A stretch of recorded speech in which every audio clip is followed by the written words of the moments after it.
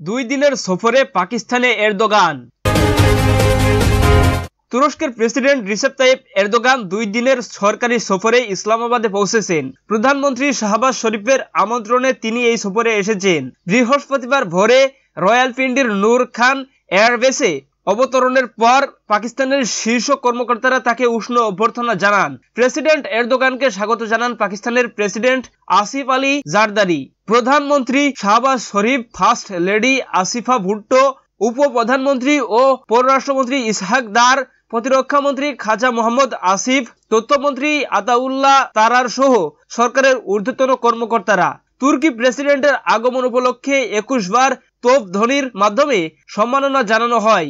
এর আগে পাকিস্তানের আকাশ সীমায় প্রবেশের সময় তার বিমানকে এসকর্ট করে পাকিস্তানের বিমান বাহিনীর জেট ফাইটার। প্রেসিডেন্ট এরদোগানের সঙ্গে তার স্ত্রী, তুরস্কের ফার্স্ট লেডি এমিনে এরদোগান সহ উচ্চ পর্যায়ের একটি প্রতিনিধি দল সফরসঙ্গী হিসেবে রয়েছেন। 2 শিশু ঐতিহ্যবাহী পোশাকে সজ্জিত হয়ে প্রেসিডেন্ট এরদোগান ও ফার্স্ট লেডিকে ফুলের তোড়া উপহার দেন। বিমানবন্দরের সংবর্ধনা অনুষ্ঠানে সামরিক ব্যান্ডের পরিবেশনা এবং পাকিস্তানি ও তুরস্ক জাতীয় পতাকা হাতে শিশুদের উচ্ছ্বাস ছিল, যা 2 দেশের বন্ধুত্বপূর্ণ সম্পর্কের প্রতীক হয়ে ওঠে। এই সফরে প্রেসিডেন্ট এরদোগান ও প্রধানমন্ত্রী শাহবাজ শরীফ দ্বিপাক্ষিক সম্পর্ক ও অর্থনৈতিক সহযোগিতা জোরদারের উচ্চ পর্যায়ে বৈঠকে অংশ নেবেন। সফরের মূল অংশ হিসেবে পাকিস্তান তুরস্ক উচ্চ পর্যায়ের কৌশলগত সহযোগিতা পরিষদে 7ম বৈঠকে সহ-সভাপতিত্ব করবেন প্রেসিডেন্ট এরদোগান ও প্রধানমন্ত্রী শাহবাজ।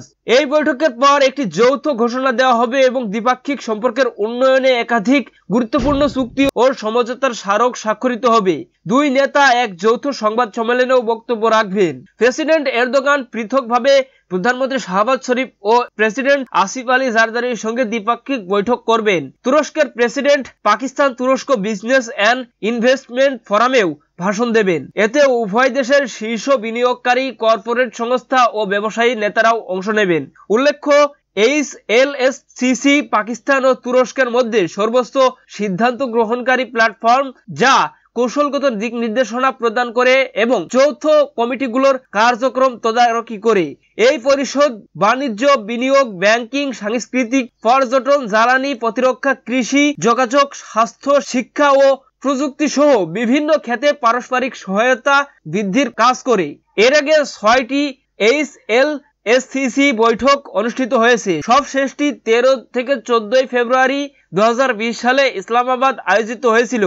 দর্শক, এই ছিল আজকের সর্বশেষ আপডেট নিউজ। সকল প্রকার আপডেট নিউজ সবার আগে পেতে আমাদের চ্যানেলটি সাবস্ক্রাইব করে পাশে থাকুন। ধন্যবাদ সবাইকে। আল্লাহ হাফেজ।